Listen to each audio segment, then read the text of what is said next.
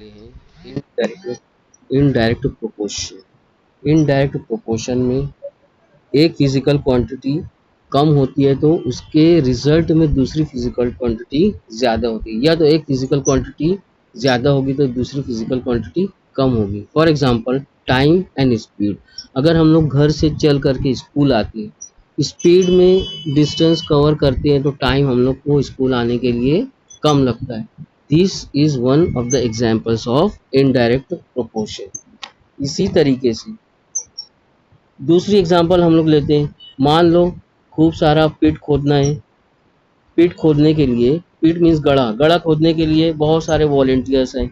ज़्यादा वॉलेंटियर्स रहेंगे तो हम लोग को गड़ा खोदने के लिए कम टाइम लगेगा। मीन्स वॉलेंटियर्स ज़्यादा रहेंगे तो हम लोग को number of days come require होंगे। ये भी इनडायरेक्ट रिलेशन और इनडायरेक्ट प्रोपोर्शन की एग्जांपल है। अभी हम लोग इसके ऊपर एग्जांपल सॉल्व करते हैं। एक एग्जांपल है 15 workers takes 8 hours to build a wall. एक दीवार बनाने के लिए वर्कर्स को 8 घंटे लगते हैं। How many hours will 12 workers need to build the same wall. Same wall बनाने के लिए, वॉल सेम है, वॉल सेम बनाने के लिए अगर 12 वर्कर्स लगे हुए काम पर तो कितना टाइम लगेगा। जैसे हम लोग ने प्रीवियस वीडियो में देखा डायरेक्ट प्रोपोर्शन में, वैसे ही यहाँ पे भी एक कॉलम बनाना है। जैसे कॉलम आप लोग को स्क्रीन पर दिख रहा है।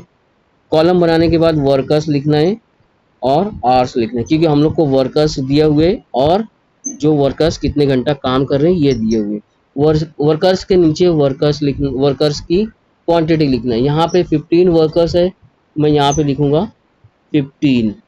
कितने घंटा काम कर रहे हैं? 8 आवर्स काम कर रहे हैं, 8 घंटा काम कर रहे हैं, तो 8 आवर्स लिख दिए यहाँ पर। आगे क्या गिवन है?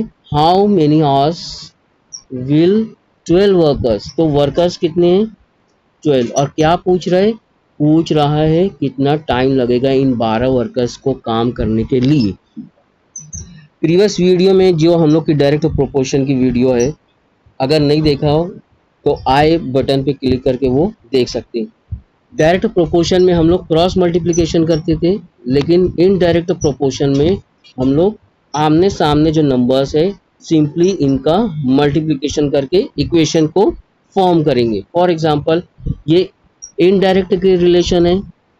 इनडायरेक्ट, तो इनडायरेक्ट में याद रखना है आमने सामने वाले नंबर्स का मल्टीप्लिकेशन करना है, आमने सामने वाले नंबर्स का मल्टीप्लिकेशन।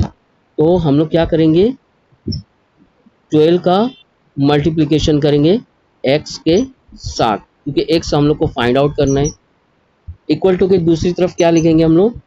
15 मल्टीप्लाई 8।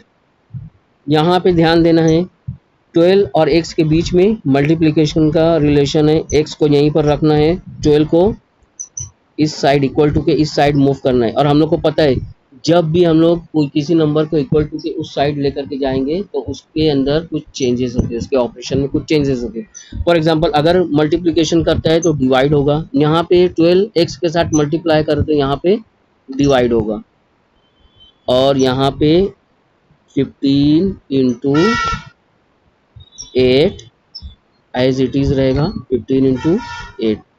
अब हम लोग को इसको सिंप्लीफाई करना है।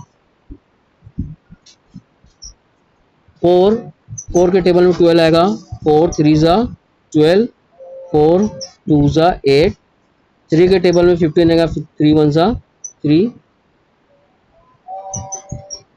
3 5 ज़ा 15।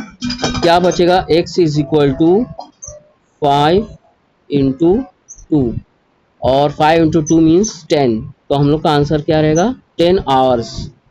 मतलब ये पर्टिकुलर 12 वर्कर्स 10 घंटे में अपना काम फिनिश कर देंगे। दूसरी एग्जांपल है, सिमिलरली वैसे ही सॉल्व करना है दूसरी एग्जांपल को भी।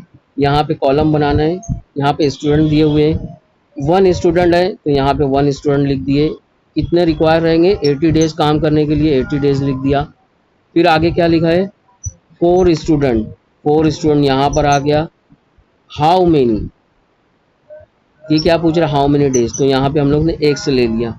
अब इसका क्योंकि इन्वर्स रिलेशन है, इन्वर्स प्रोपोर्शन है, तो हम लोग ने इसका मल्टीप्लिकेशन यहाँ पे लिख दिया और इसका मल्टीप्लिकेशन यहाँ पे लिख दिया। एक्स के साथ 4 मल्टीप्लाई कर रहा है, इधर आके डिवाइड करेगा, 4 1 जा 4 और 4 2 जा 8, ये 0 लगा दिए, मीन्स 4 स्टूडेंट को 20 डेज रिक्वायर होगा। Thank you.